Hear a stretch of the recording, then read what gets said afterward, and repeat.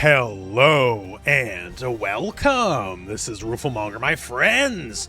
So Marvel Tokon Fighting Souls has come out, and I'm here to help you with 10 essential tips you should know. Now, this isn't a beginner's guide. We already have the beginner guide live on the channel. It'll be linked at the end of this video if you want to check it out.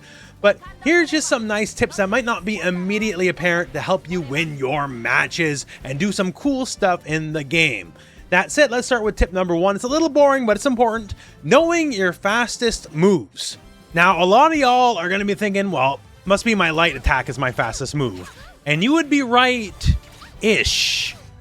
It is your fastest standard attack, but actually the throw is the fastest move. Throw comes in at 5 frames. Your jab, your light, comes in at 6. So say if you're to start around, you're both in front of each other's face, the person who throws will beat the person who does a light attack. Also, keep in mind, all light attacks are not equal. So this stand light is 6 frames, but if I do crouch light, that is 7 frames. Universally, crouch lights will be slower than stand lights. Stand lights, well, they hit mid, right? A crouch light hits low, so it's kind of a more attractive option. And thus, it is just a little bit slower. But yeah, keep in mind, throws are faster than strikes. This is also very applicable for aerial attacks. Say people jump at you. Of course, you have your down heavy. Your down heavy is universally, the anti-air move. It's invincible against jump attacks. It'll launch them. Like, you can do a lot of cool stuff with it. And you should kind of keep it in mind. But sometimes you won't always be in that situation, especially say you're in the air. And when you know what the rule of fastest attack, it's still throw even in the air. So if you're airborne and the opponent is kind of beside you, instead of just smashing light and hoping for the best, because who knows how that might turn out, again, just go for air throw, because again, throw is the fastest attack overall. Now this one's a little simple, but if you don't know, you don't know, and that's just how projectile clashes work. So generally, when two projectiles hit each other, they just dissipate. Doesn't matter if one has multiple hits or if one's just a single hit. If they connect, they trade. Simple as that. But if you're willing to spend a little meter, an enhanced projectile will always beat a regular projectile. So if you're just looking to win the fireball war, as it were, this is a very, very big deal. This is extra applicable because some characters can convert from full screen off this simple hit. So like Dr. Doom versus Iron Man, they're tossing beams at each other. If the beams hit at the same time, they trade, whatever. However, if I spin that meter, I'll win. Great. Here's the thing, Dr. Doom also has a full screen super move. So in this situation where I know he's going to go for a projectile, I'll go for mine. And thanks to launch, boom. Took a clean quarter of your health. Not bad. In fact, to Dr. Doom specifically, you can get a little fancier with it in a couple of ways. Like specifically, in a lot of ways. Doom likes winning that way. So keep in mind the EX fireball. If you know someone's just going to spam fireballs, EXs will always beat the other ones clean and go out on the other end. For our next tip, we're going to talk about the 100-meter supers. So the 100-meter supers are like your cinematic, extra damaging supers. They look cool. But for a lot of the cast, they do something besides do the damage. Like you might notice here, the screen is very literally filled with garbage now. So for Magneto, it'll fill the screen with his metal resource, also magnetize the enemy. So now, you can do some things you couldn't do before. Have a look here, Captain America. His shield toss does 9,000 damage, okay? 9,000 damage. Now we're going to do our 100-meter super. He's going to do a bunch of cool Captain America stuff. And now, after the fact, our shield's going to do a little bit more damage. Does 10,000. So when he does his 100-meter super, it permanently buffs all of his various shield attacks for the rest of the round. Look at Hulk. He has the whole leveling up his gamma mechanic, right? And eventually kind of getting the super gamma charge. But you have to level it up. Unless you hit with your 100-meter super. If you hit with your 100-meter super, then all of a sudden, it just automatically puts it at the maximum red level of gamma, which is great. Also, it kind of works in reverse here. So this can hit from full screen, but it won't do all of its damage from full screen. So that's unfortunate, right? But it still builds us up. Now, say we actually have the buff live, that changes the move now. So now it'll hit the enemy no matter where they are on the screen, and it'll get all the damage. So all the 100-meter supers kind of do something for the most part besides just the damage. So be sure to go into your character moveset and kind of see what everything does, and just make sure to read the text, because there's a lot more there than just does damage. Our next tip is pay attention to the tags. They are there for a reason, and they will help you explain why something happened in the middle of the match without having to come to me on YouTube, right? Now, to be fair, in the middle of a match, you're going to see a lot of nonsense there, and sometimes it'll glaze over, right? But say I hit you with that down heavy, it'll say anti-air. That means I had anti-air invincibility. When I bounce to the ground, slam. Slam means ground bounce. Say you don't know why you got hit. It'll tell you right here. Look on my screen here. Look at the tag. Overhead. That's why I got hit.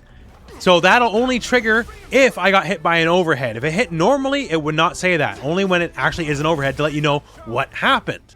So, okay, now I'm ready for the overhead, right? Why'd I get hit? Oh, low. So it'll tell you if you got like 50-50. If you got hit with the overhead or the low, it will always let you know. Pay attention to the tags, because it'll explain in the middle of the match. Like, say we're tossing fireballs at each other, right? But all of a sudden, my fireball sort of bounces off them. Why'd that happen? You can see it right there. Armor. So, okay, armor. That's why that didn't work out. Why did my move just go through the enemy? Oh, invincible. So the game is very good at telling you basically what happened, why it happened in the middle of the match. So if you're unsure what exactly happened, look for those tags, because it will give you a pretty good idea of what is going on. Now, next up's what we call an option select. This one goes all the way back to the Dragon Ball FighterZ Day. It's just as applicable in this game. But say, you know, they jump at you, hit too heavy, right? Like the 2H, down H, it's the universal anti-air. You want to use it, but it's not always gonna work. Say you're a little too slow. If you're a little too slow, it might still be invincible, sure, but they're gonna block in time, and these moves generally are not safe on block. So what you want to do is every time you see them jump at you and you hit down heavy, just cancel into any special move. It doesn't matter what it is. So I went into my fireball, and since it connects, nothing comes out. But say I was a little too slow, then all of a sudden my fireball will come out, and it'll change basically the frame data, and it'll make my unsafe down heavy safe on block. So again, if it hits, you just go right into the cinematic. You don't need to worry about it. No skin off your teeth. Nothing happens. You can just kind of do whatever you want to do. Bob's your uncle. It's going to work out great for you, right? But in a scenario where for whatever reason it was too slow, it will save your life. So pick a special move that pick one that's safe on block. If it's also not safe on block, what are we doing here, right? So pick a move that is safe on block, and every time you go for down heavy, just always try to cancel into that special move, no matter what. Worst case scenario, you didn't need it. Get your combo. Best case scenario, it just saved your life on block. Next up, how about if we make you your own assist? How does that work? So obviously you can call assists, and assists are great. They do all sorts of stuff. They help you win the game. You want to use your assists. But, you know, the point character, the one you're playing, he can't be, or she can't be an assist because, you know, you're playing them. But what if they could? So this is basically a trick on how the game reads the input buffer, but you have the hard tag button, right? And you just hit tag in the direction you tag into that character manually. And what we want to do is do a special move, and we're going to tag first, then immediately do the special move before the tag flash actually happens. And what's going to happen is this. So I tagged in the Captain America, but Ghost Rider still completed their move. And this move here, like, it's got some range to it, right? So the idea here is you take a move that's like very long lasting or a projectile or something, and you switch out, and basically you turn the character into their own assist for the person you just tagged in. So the idea is here, you know, you can take a longer projectile, then use it to like hide behind it, or turn yourself into your own mix-up or pressure engine, that kind of stuff. Again, it's really simple. Just tag and then do the special move. And then you'll tag in while the other person is completing the special move, effectively making them their own assist. So here's another fun one with the assemble gauge. So the assemble gauge does a lot of the best stuff in the game, right? Like, gives you all sorts of options, defensive, offensive. You need it. But the thing is, you can spend gauge you don't have specifically with the regular assemble attack, the one that's an overhead. You can still do it even if you have no gauge. Now, you're not exactly going to be doing a lot of damage with it, but here's the thing. And at minimum is still an overhead. So if you need like a desperation overhead, even if you have no gauge at all, you can still get that desperation overhead. You can't get any of the follow-ups, can't do anything else, but if you just are completely, you got nothing to work with and you need that desperation overhead, you can spend the meter you don't have. And fun story, it's the same for the defensive backdash. You will not get your teammates to follow up with you, but if you need that invincible backdash, you can do it even if you don't have the meter. Same with that super dash. You will have no one to follow you up, but you still need that projectile invulnerable dash.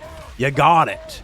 So you can spend the meter you don't have. You don't get any of the extra bonus damage with it, but you can spend meter you don't have for the universal mechanics. Next up, we're inheriting another rule from Dragon Ball, in fact. So whenever you knock the opponent in the air, you can like mash, medium, medium, heavy, heavy. It'll basically do the auto combo. The auto combo has a little trick to it that is actually very practical for real use, in that the auto combo will never let you fall out of it. So if the opponent is like above you, below you, as long as you connect some way, shape, or form, the auto combo will track them down. And I want to give you a very practical real world situation here. So for Hulk, I can jump up in the air, give the clap, right? And I can follow up with the jump medium, but like I'm gonna fall out. I can jump medium, heavier, like whatever. It's not gonna work. But if I just mash medium, it'll think, oh, he's trying to do an auto combo, and it will give me the auto combo, and it'll give me the combo regardless if it should have dropped or not. So now to see this in action.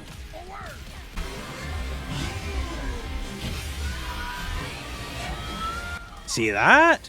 Like, that doesn't look like it should have worked, but it's an auto combo, so no matter what, it'll do its best to keep you level with the opponent, no matter how unrealistic it is. And from there, we take this combo, which kind of like by all rights shouldn't work, and we turn it into something that does work, right? So again, if you are falling out of combos because like one hit connects but the rest will whiff, keep in mind, if you just like hit medium, heavy, heavy, whatever, like do the auto combo route, it will always keep you level with the enemy when you're in the air. Another tip is keep in mind certain things change frame data. Like say here, Iron Man, stand medium. Stand medium does not go into light and unibeam. Like it just doesn't. Like heavy does, sure, but stand medium doesn't. Unless if stand medium hits as a counter hit, it changes the frame data, and now it will combo into light unibeam. So if it hits as a counter hit, you can see here, it is +1 on hit. However, if it's not a counter hit, it is now -4 on hit. So basically, this adds additional frames for you to work with, and it's going to work for across the cast, basically. Certain things that are not normally combos on the ground will become combos on counter hit. So if you know people are going to mash buttons, just keep in mind you might get some new routings. Also, so stand medium, -4 on regular hit, right? Now, -3, what happened? So if you hit an opponent who's crouching, regardless of counter hit or whatever, if you hit someone who is crouching, you will get 1 more frame of advantage against a croucher. And specifically your Iron Man, right? That 1 more frame is all we need for medium to go into light unibeam. So crouching, this is a natural combo. If the opponent is standing, this no longer combos. So keep that in mind. Stuff like counter hit matters, but even something like crouching matters. This is a little bit of a relic from other Arc System Works games, admittedly, where crouching gives you more frame advantage. You'll never know. A combo that might not work on a standing opponent might work on a crouching opponent. So play around with it, because you might get some new fun combos out of it. Now, this one is, for myself as much as everyone else here, the quick skill button. So quick skill gives you easy special moves. And you're going to see arguments, oh, it's for babies or whatever. And it does give you a damage nerf. Like regular beam 9,000, quick skill beam 8,000. But what I'm advocating for quick skill, I'm not going to say use it all the time, but there's times where I think quick scale is the better option, regardless of you losing some damage. And that is in reaction check scenarios. So like, yeah, lose the damage on the beam, probably not worth it. Say there's a situation where I know they're going to do something I could theoretically react to. Like, oh, you're going to toss a fireball. I'm full screen. Dr. Doom is blessed to have an invincible full screen super move, which is great.